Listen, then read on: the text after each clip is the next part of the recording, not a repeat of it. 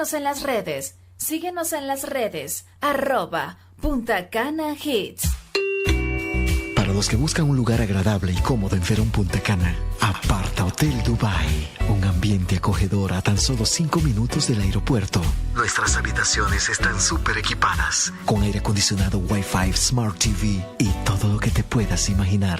Aparta Hotel Dubai, con amplio parqueo y área de recreación. También aceptamos tarjetas de crédito. Estamos ubicados en el Ensanche Boulevard Verón Punta Cana. Síguenos en Instagram, @apartahotel.dubai. WhatsApp 829-517-6581. Aparta Hotel Dubai. Nos preocupamos por tu confort. Punta Cana Hits vive por ti. Si te quieres comunicar con nosotros, llama a nuestra emisora al 809-831-3333. 809-831-3333. 809-831-3333. Every Friday at 7 p.m., Punta Cana Hits presents What's Up Punta Cana with Christy Maggio, the #1 English talk show in the area, with the best that the Dominican Republic and the rest of the world have to offer. Okay. Welcome to What's Up Punta Cana with Christy Maggio. I am excited because I have another wonderful, great guest this evening, and she is an educator, I have to say, and but also many amazing things. She was a Division I track and field hurdle runner in the United States, University of Las Vegas, and there's so much more about her that we're going to dive into. So I'm very excited to welcome Janice Irvin. Welcome. Thanks for having me. I'm so excited and a little nervous, but yes, so I just popped this on you yesterday. Yes. So tell us a little bit about yourself. Like, that's a loaded question. So just give us a brief description of who you are. Okay, well, I'm Janice. I am from California, USA. I don't even know where to start. I'm 30 years old. I have 2 kids. I'm the youngest of 5. I went to University of Las Vegas. I studied in interdisciplinary studies, so I did counseling and public health, and that kind of led me to wanting to work with children because I always loved kids as a teenager. So I used to babysit everybody's kids. And as I got older, I remember that I wanted to become a police officer. Oh. Yes, I wanted to become a police officer at one point in my life. But I wanted to be on the side of like social services. Mm-hmm. So I ended up changing my mind. Okay. And I just kind of ventured off into other things that I felt I had interest. Mm-hmm. I really like to try different things. Whatever I think to try, I kind of go for it. And if I don't like it, I just try something new. So I am from California. I just came to Punta Cana like a week ago. Mm-hmm. Tomorrow I will be here for a week. I have been enjoying this beautiful city and this culture that I don't see every day. Mm-hmm. It has been a little bit of a challenge because I don't speak good Spanish. So I'm navigating through the language barriers, which I am open to learning Spanish so that I can communicate and, feel more involved in my journny. Yes, absolutely. So what made you, okay, so there are so many things. So we're going to go way back to the beginning eventually. But let's start with, you're 30. You have 2 beautiful kids. Mm-hmm. You're a great mom. I listened to you when we went on our outing last week of all the things that, how you speak to them, how you get respect from them, how they understand you. And I was just blown away by it. and they're so respectful and they listen to you. And one thing I loved about listening was the fact that not only did you say no, or, we don't do that, or, that's a great, I love that you do that, but you told them why. Yeah. And I think that that's so important when we're talking about kids and we're talking about how we raise them. Where does that come from? And as you look at different people raising children from between the United States or here or being in schools because you've been in the classroom, what is it that you saw growing up and that you see that you're like, it shouldn't be that way. It should be different. Right. I would say, well, when I was growing up, my mom was pretty strict. Like, I had a curfew. I couldn't do certain things, which I now understand why. I am the youngest of 5, so I did have it easier than my siblings, my older siblings, because, like, probably as you're a parent, the more kids you have, you become less lenient. You get worn down. Right. So for me, I got to experience a little bit more than my siblings. I guess I would say my parenting just comes from, I don't know, me just wanting my kids to feel like it's always a safe place. And I just want them to be able to be like open-minded and know that I may not have all the right answers, but I have some. Right. So when they are asking me questions, and I give them the whys, I just want them to know, like, why we're not doing what they would like to do in that moment, you know? So, like, at the store, they're like, why? And I'm like, because, like, we're at the store, like, my kids are very energetic. They love to play. So sometimes I do have to reel them back in and let them know, like, we're at the store, we're not doing that. And then when they say why, because we're at the store and people are shopping, this is not a place to play. And I just want them to have, like, that mannerism. So, and I want them to know, like, when we go to certain places, you do certain things. So it's like, we go to the park, okay, cool, you're running around.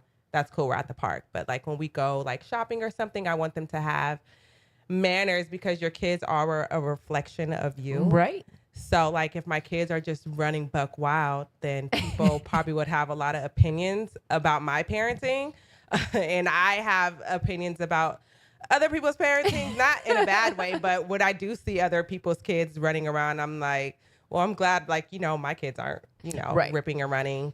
Right. Or, like, or they have that respect. Yeah. Like, they understand. I mean, we've came a long way, and I think I've given them a little grace because, they came here with me. Yeah. And I want them to, I'm waiting for them to adjust being away from our families. So I know right now the whys are going to be a lot, Sure. So let's go back to your childhood. Okay. Let's go back to when you were growing up. What are those early memories that you have of going to school, where you lived, adversities that maybe you faced as a child, and, how that helped you grow into who you were as a teenager, and then eventually get into your choice of going to university for Division I? Well, I grew up in the church. I went to church every Sunday from when I was little to an adult. I was at church every Sunday. Whatever I was doing on the weekends was church related, which I enjoyed going to church. I am Christian. I do believe in the Lord Jesus. Amen. Amen. So my mom was a single parent. I grew up in a single parent home. I didn't have a relationship with my father. He was kind of in and out of, prison, jail. So when I got older, we did reconnect, but then that didn't work out. So going to school, well, first of all, I lived in Vista, Oceanside. I kind of moved all over the county. I did go to school with my sister, who is my Irish twin. We are a year apart. So I always had her with me. I I would say, I don't want to say I grew up in poverty.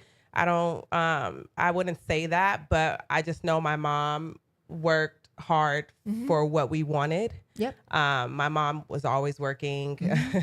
She's very a go-getter, and she just wanted the best for her kids, you know. Right. And I know it's probably hard for her being a single parent. So shout out to her for, you know, doing it so gracefully.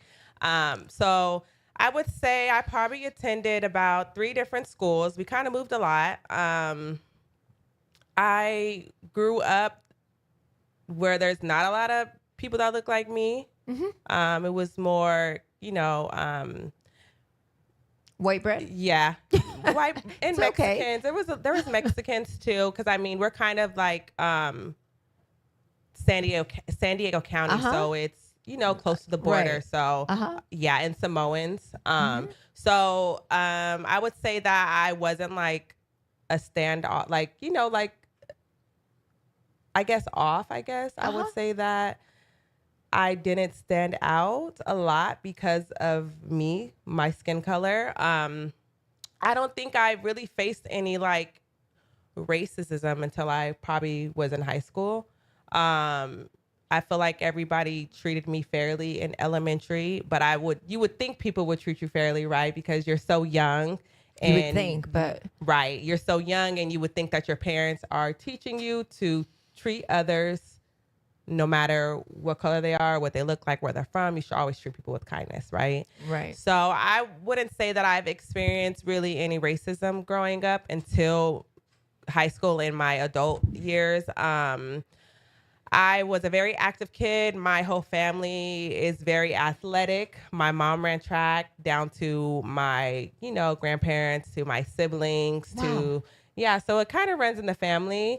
So I used to go to my sisters and my brother's track meets a lot. And I remember as a kid that I used to run laps around the track when the track meets were over. And my sister, she's the oldest one. Her name's Jasmine. Her coach ended up being my high school coach. okay. So when I was little, I remember he used to be like, "Oh, you're gonna run at Oceanside. You're gonna run at Oceanside." And I used to be like, "Yeah, like I'm gonna run track." And I was probably like 8 or 9. So then I moved on base, military base. Okay. I mean, it was different. It was on base. My mom got remarried, so he was in the military, and I remember going to school there. I made a lot of friends that I ended up going to middle school with, and from then on, from 5th grade, I kind of knew that I was going to be a good athlete. I used to run multiple laps. So you remember, like when there was like a Physical fitness test? yeah, and you used to collect the feet on the chain. And we used to do that. And I remember I used to have like racks and racks of the necklaces with the feet on it, because you used to get them for how many laps you completed. And I remember I used to have so many of them because I would just run. I wouldn't say I was a problematic child. I would say that I did get in a lot of trouble. Okay, but that's a good part. But so, because I did too. But what do you feel was behind the trouble? Like, what was the prompt? What prompted it? Because obviously you came from a good family. You know, your mom cared for you. Right. I mean, I came from my parents were divorced. My dad wasn't in jail, but we were divorced. What do you think what that rebellious side of you was? I think the rebellious side came from my mom being so strict. Okay. And I'm not saying like she was strict bad, but I just there was a lot of stuff that I couldn't do that my friends were doing. Right. And I mean, obviously it was like safety reasons, like Of course. and how her upbringing was, she didn't want me to experience what she might have experienced. Right. So I mean, obviously she'd be like, no. I'd be like, oh, my friends are going. No. I'm Right. like, okay. And there was one in particular friend who I am still friends with till this day. We've probably been friends for about 20 years. Mm-hmm. She was the only friend that I was able to go places with. Okay. So I kind of took advantage of that. Yes. And I would, we would hang out, and her mom wasn't as strict as my mom. So we kind of got to do more stuff. Uh-huh. But I would say like probably just, I mean, I didn't have a father figure. I don't want to say that played a part, but I mean, I feel like that plays a part a little bit. Of course it does. And then my mom worked a lot. So I feel Was your dad in and out of jail? And when he came out, did he try and contact you? Yes. So my father was in and out of jail. He did contact me and my sister. What is it? 2025, probably in like 2021 when my daughter was 2. Mm-hmm. And we did like hang out with him. We had brunch. He reached out. He apologized. And then we kind of kept in contact for like a little bit. And then he disappeared. Okay. And I haven't heard from him since. We haven't heard from him since. So. Right. Yeah. Do you ever let that weigh on you, or do you recognize that it's not you? Like it's not that you did anything wrong, or that you know, he was who he was going to be. So, a lot of times, even with divorce or with, an absent parental figure, it's not until we're adults that we realize like, it wasn't us, but as children, we carry that around with us because we don't know the reason why. Yeah. So do you ever feel that you allowed that to weigh on you at all? And now you've come to terms with like, it's not me, it's him. And that's just who he is. Right. I would say that, I don't think it really affected me growing up. Mm-hmm. I always felt like, like his loss, like, like he's missing out, not me. Right. Well, that's good. So I don't think that I carry that around now. Mm-hmm. I did, now that you mentioned it, I did go to my grandma's house before I moved out here. And I actually ended up seeing my dad, but he kept driving the car. So it was kind of like in that moment, I was like, oh, well, why didn't he stop the car if he knew it was me? Like it kind of could have changed like the tables. Right. But he didn't. And that's okay because I don't know where he is at in his personal life.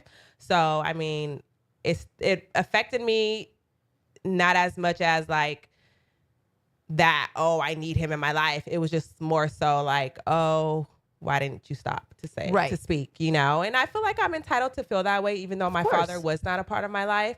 So, I would say like him being a part didn't really affect me until I had kids. Cause obviously you want your kids to meet, their grandparents. But my kids have, awesome grandparents on my significant other side. Mm-hmm. So even though they didn't get a chance to have a relationship with my father, they have so many grandparents, and I feel like they are okay. Mm-hmm. We're okay without him. So sure. Yeah, absolutely. And again, I think it comes down to the point where it's not you. It's him. It's whatever he's dealing with. Yeah. But we sometimes internalize that, unfortunately.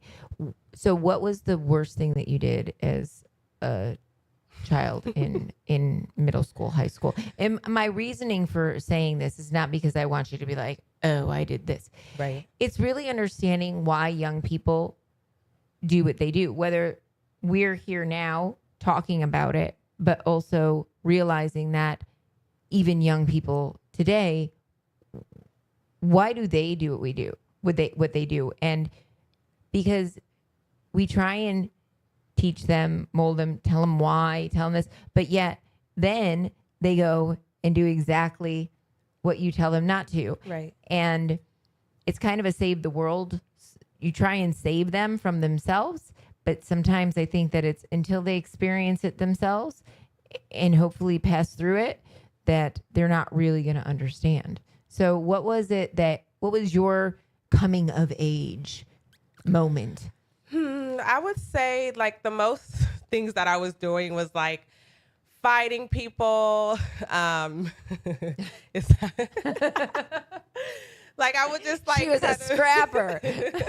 Like I would just let people like influence me because I feel like when you enter middle school, you don't know who you are, and then you meet all these people who are more outgoing than you are, and you try so hard to fit in. So I feel like I wasn't getting in that much trouble. I did just let people pressure me into doing things that I probably should not have been doing. Like I used to steal with my friend. Like we used to steal from the stores, and I used to fight people. I used to like be like a class clown because I thought it was cool to do, you know? And I realized probably like my sophomore year of high school that wasn't cool. And like, not saying I would bully people, but I used to like be kind of mean to people that I knew wouldn't say anything back to me in a sense. And then I would see it actually happen, and then I'd be like, oh, that's how I probably look to other them. people. Right. So what was that moment in your sophomore year that you said, this is not the person that I want to be? What was the change?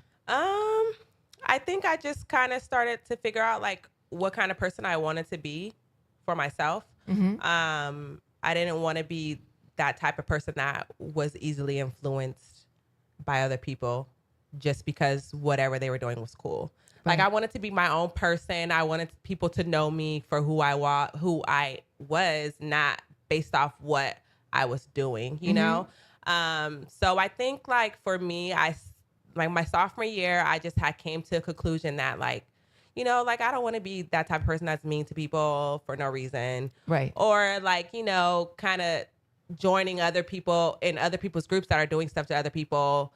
Like it wasn't cool. So from then on, I kind of like did like a whole 360, and like I was just nicer to everybody because I wanted people to treat me how I was treating everybody else. Right.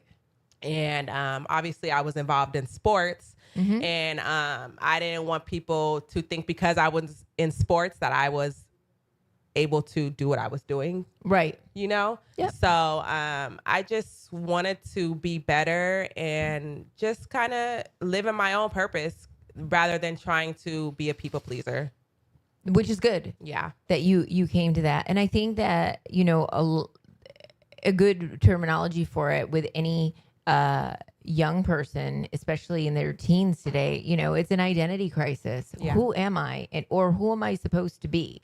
Right. And they're reaching and grasping for straws anywhere they can, whether it's with the popular kids or whether it's with, you know, the that influences or whatever it is. They're trying to find that niche where they fit in. Right. You know, and I mean, I remember when I was in high school, like, or middle school, high school, I was every year, like I changed, you know, like just trying to find where that moment was.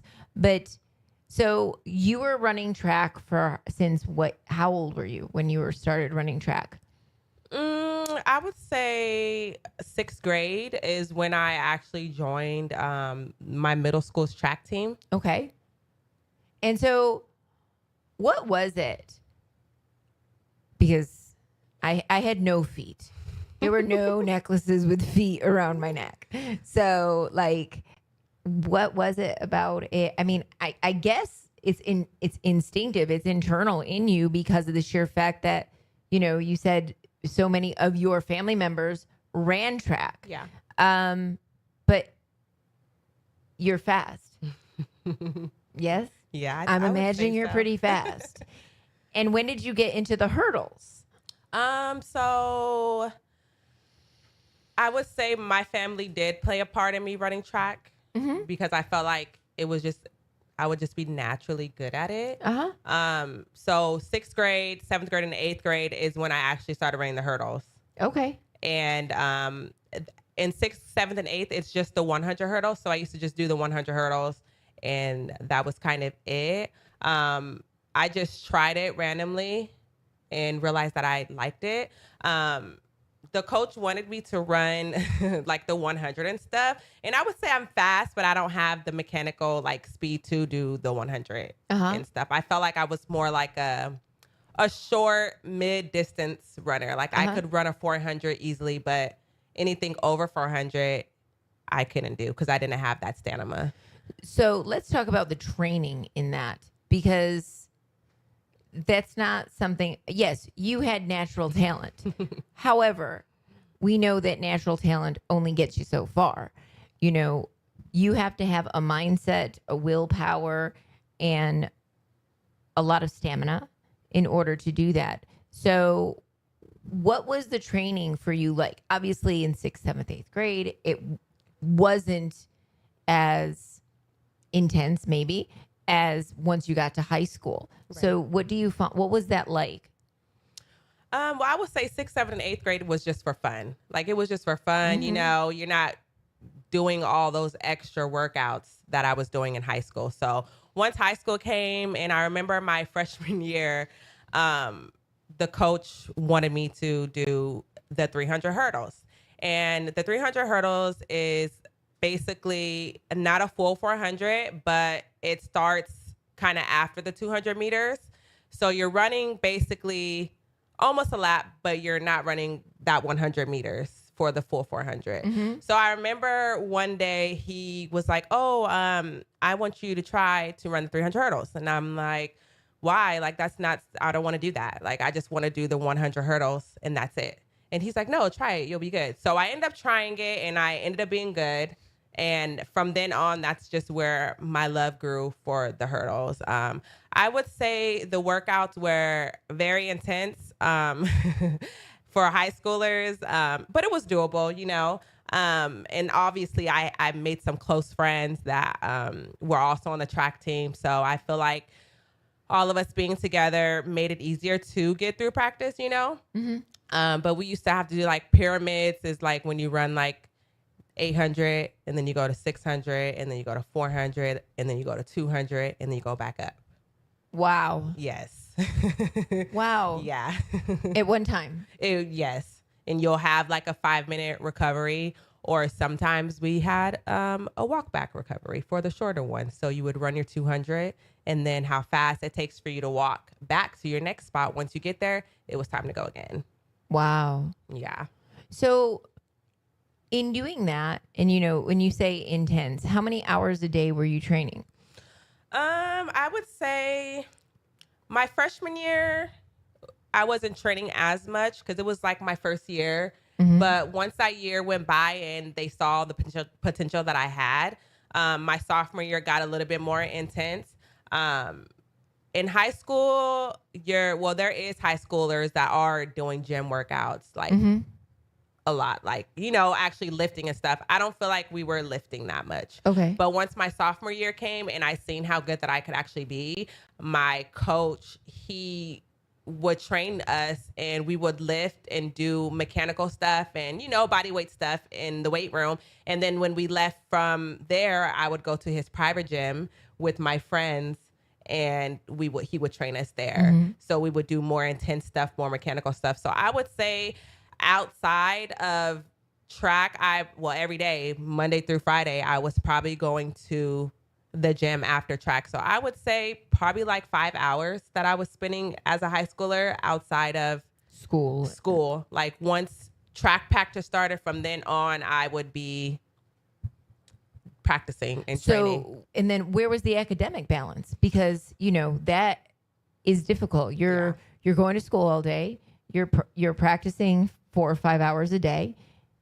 And then you have your academic parts that you have to roll in there somewhere. Right. You know, either you didn't get a lot of sleep or, you know, how did you find that balance? Because a lot of times one has to forgo the other, but did you find balance? No. No. Okay. Well, I don't feel like school was like,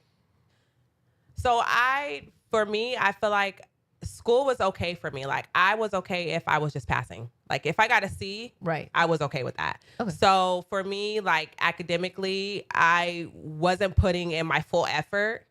I was just doing it to get by. Right. Like, okay, like I have all these classes, I have homework.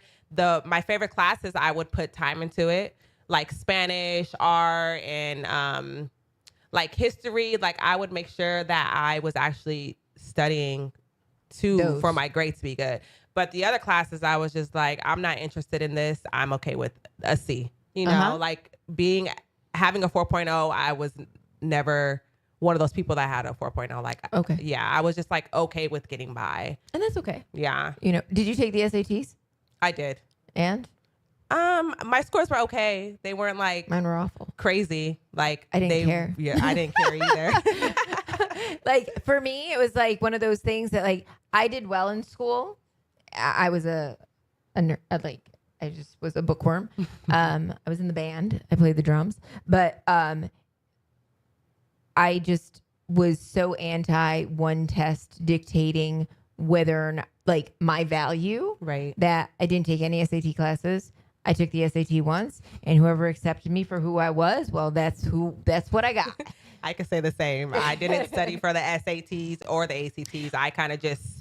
However, with you had a whole other ticket a whole other test, let's say, that you studied for 5 hours a day. Yeah. Which was track.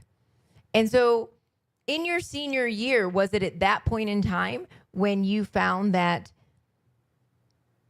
people were calling you, scouting you, wanting you to go to their university? Yeah. Or was it sooner than that? I would say probably like my junior year is when my coaches were telling me like people were interested in me. I don't want to brag, but I was brag. I was the best athlete in the San Diego County for the hurdles. Like everyone knew who I was. I won three CIF championships. I did go to state for the hurdles all 3 years. My sophomore, junior, and my senior year, I went to state for the hurdles. So I would say like I was a very good athlete. Like my coaches, they told me people were interested in me, and that kind of what made me decide my senior year, like, because I was doing 3 sports. I did volleyball, basketball, and track from freshman year to my junior year. And then when my coach told me that people were interested in me, my senior year, I only did volleyball and track. I didn't do basketball because I wanted to just, save my body for track. Right. So when they told me people were, interested in me, that kind of motivated me to make sure that year that I had good grades and to make sure that, this is my ticket, because my mom couldn't afford for me to go to college and her pay for it. Right. Like my sister went to school on a scholarship as well for tracks. My brother did as well. So I already knew like track was going to get me to school. Like, Right. So what schools scouted you? What were your choices? And then why did you pick what you did?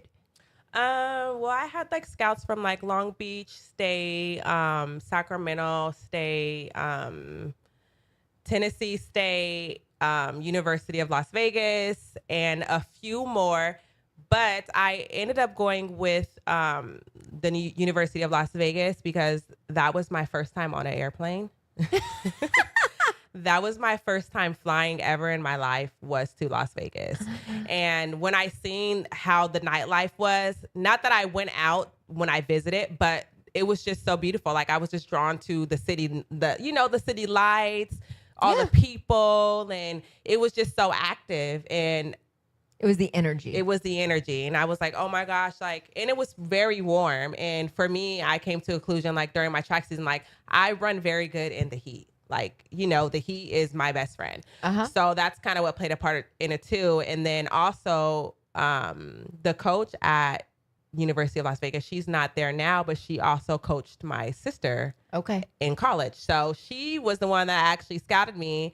And she was so amazing and awesome. When I met her in person, it just felt like a second home because I had somebody that was going to look after me. Right. So that kind of, played a role into me wanting to go to University of Las Vegas. And so we know, many know, I shouldn't say we know, many know also that there is, when you get to that level, there is a specific mindset that comes to you, right? Yeah. You have to have like such perseverance, such a strong mindset, because the competition is even greater at that point. What did you do to prepare your mind for that? And how did you recover when there were losses? Yes. When I went to college, I realized that I was not the best athlete, that there were so many other athletes that were better than me, running faster than me. So I would say like my freshman year, I was 17 when I graduated high school. So my freshman year, I kind of took advantage of the fact that I had more freedom. So I was partying. I was spending my time partying my freshman year. I failed my classes. Oh, yes. I failed my classes because I was out partying and I never got to experience that kind of nightlife, Right. So my freshman year, it was not my best year. After I failed my freshman year, from then on, I was like, okay, I need to get it together. Like, I didn't come here to party. I came here to run track. So that kind of was like a wake up call for me. So after failing my freshman year, I had a red shirt year, and that was probably my best year that I ran. What does that mean, a red shirt So year? it's when you basically get an extra year because you failed, and it's like an extra year. So I spent 5 years at University of Las Vegas because I had to repeat. I had to, first year. yes. So the partying definitely got the best of me. But I bounced back, and that next year I worked my butt off. I ran whatever they asked me to run. I would say that I was the coaching was very different. Like, my coach wouldn't yell at me in high school. Like, I kind of could get away with talking back to my high school coach. Like, because I was the best. Like, and I'm telling you, my legs hurt and you want me to run more, but I don't want to run more. And I don't need to run more. That's how I felt. And then once college came and I would try to get out of stuff, it was like, no, you need to go run right now or you're going to have more to run. So it was a lot. I would say it definitely is definitely very mental. You have to stay positive and you have to make sure that you are taking care of your body and you don't have time to party and you just have school and track. It's like a full-time job. Yeah, because I would imagine that kind of, the first year and that kind of life and going out and partying all the time is not conducive to the athletic world. Yeah. It's got to be very difficult to do both. Yes. I would say it was very difficult, but eventually I found a way to balance. Partying, balance partying, like and running track because you left the academics aside. Yeah, so like a lot of us would still go out and have fun, but it was more moderate than it being weekly. Like we figured we could do something this day, or if we had an off day, then we'd be like, it's our off day, we could go, we don't have to recover. But I would definitely say that it came to a part eventually where I stopped going out because I felt like it was just so much to keep going out and then having to go out, wake up at 6 o'clock in the morning to work out and you're hungover. It just didn't mix, Did you work also? Did you have a job? I did. I worked in the child care center. So I was in the daycare center. I was a teacher assistant. Okay. And eventually I started to do part-time because I couldn't balance work, track, and school. Mm-hmm.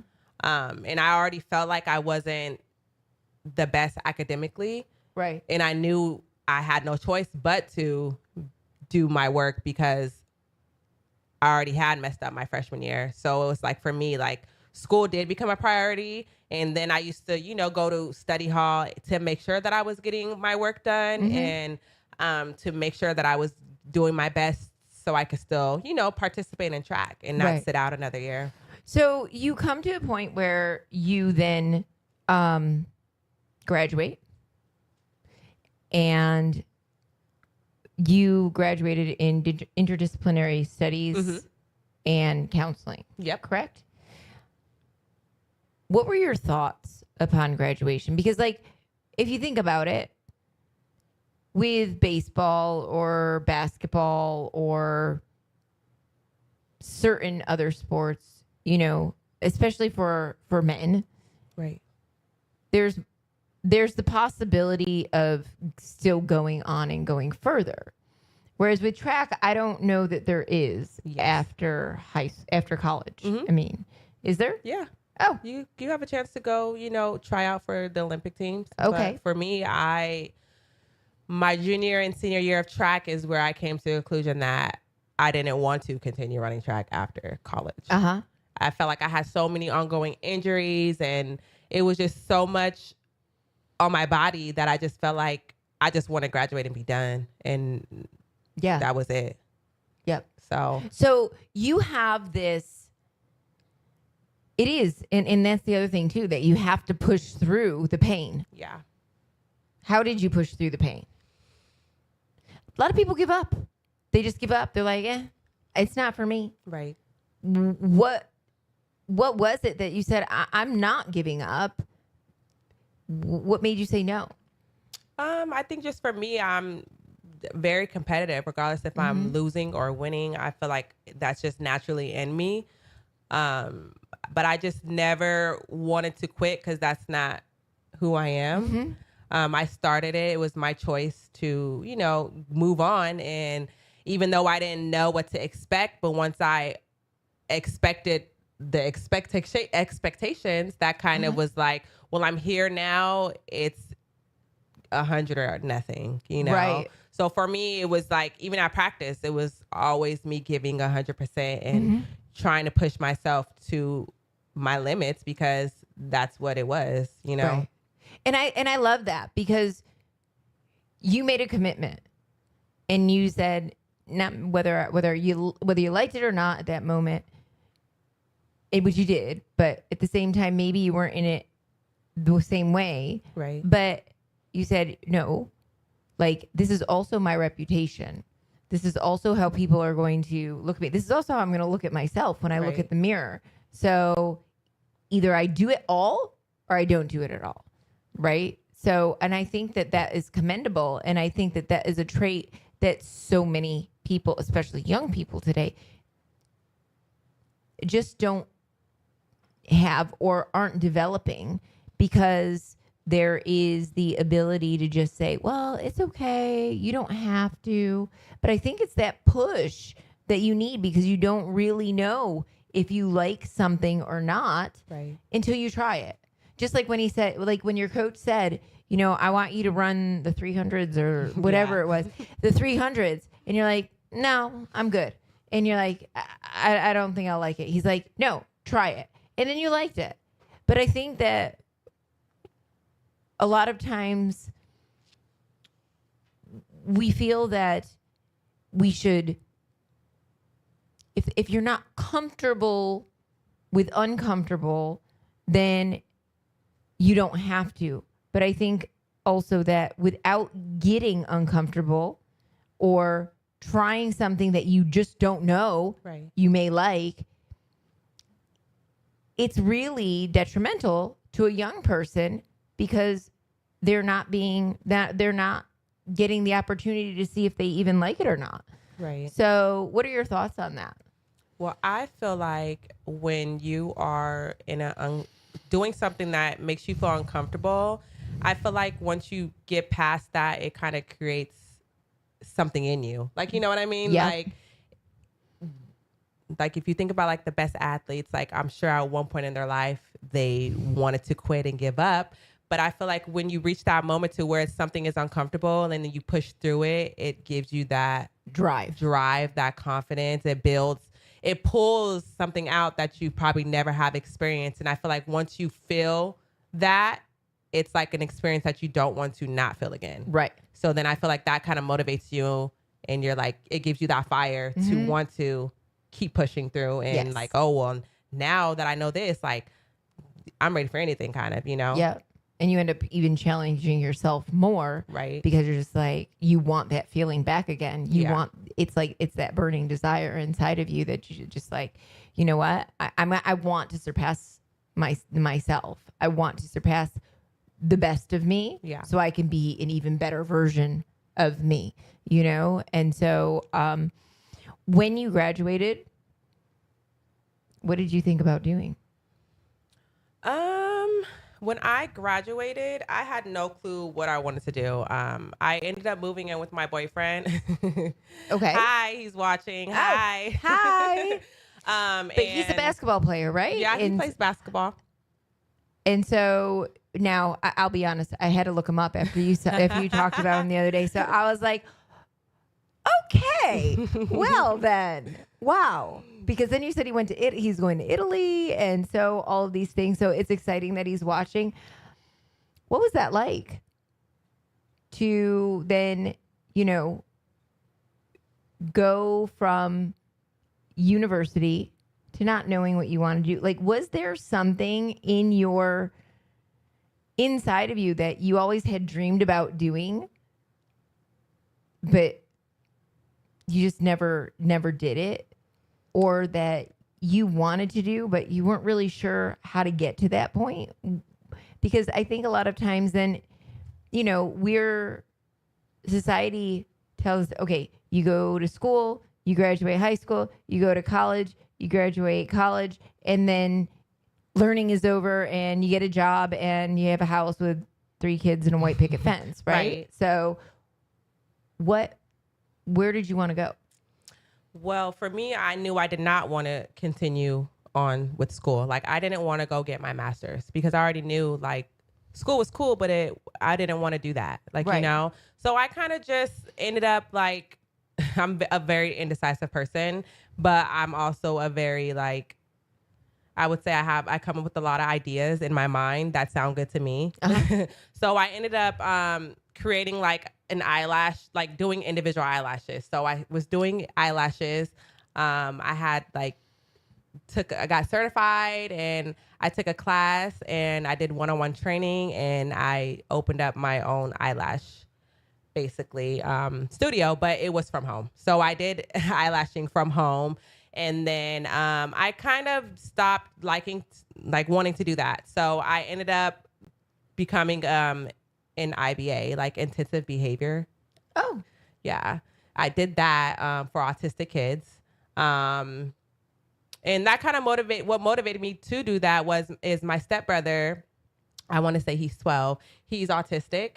And I wanted to find a way to help us cope with his behavior. Because when you're growing up, you see, well, growing up, I didn't see a lot of autistic kids. Like, I've seen people that, had different special needs. But I've never seen like an autistic kid. So when we found out that my stepbrother was autistic, I wanted to take the initiative to join the IBA and kind of like do it so I could give my family ways to cope with him, cope with his behavior, and kind of show them like how you could destimulate him and, just kind of help him kind of cope with his needs. So I'm sure there are a lot of people out there that are dealing with children who are autistic. And you know what? I do feel that even here in this area, there aren't a lot of places that will accept children with autism. We, thank God, in the school have different children with autism, but those that are, severe on the spectrum, we just don't have the resources to help them.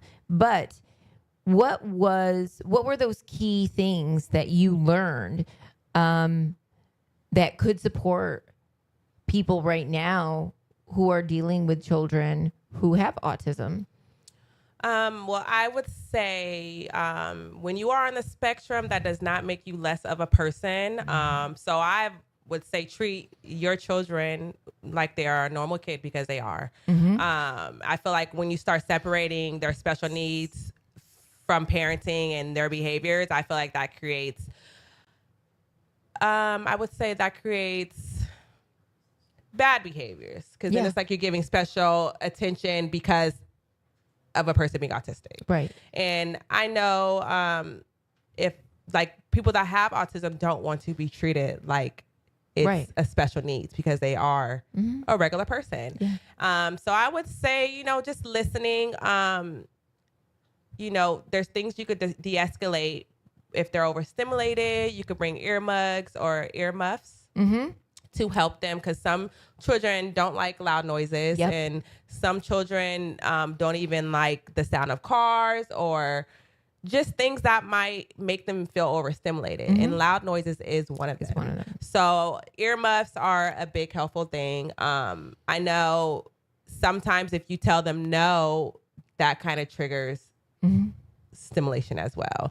But it's okay to say no. And then you just find ways to debrief and kind of settle them back into place. And you could do breathing, like let's count to 10, you know, let's count to 10, take 10 breaths. Or, hey, when they are having like outbursts, or they're, you know, overstimulating and they're doing their hand flings and stuff, you can always calm them down by letting them know, like, hey, like, what's your favorite color? Because sometimes if you're talking to them, that kind of relaxes them, and that helps them kind of navigate around the stimulations that they're feeling in that moment. Interesting. Yes. And those are all very good points. And we do those at the school.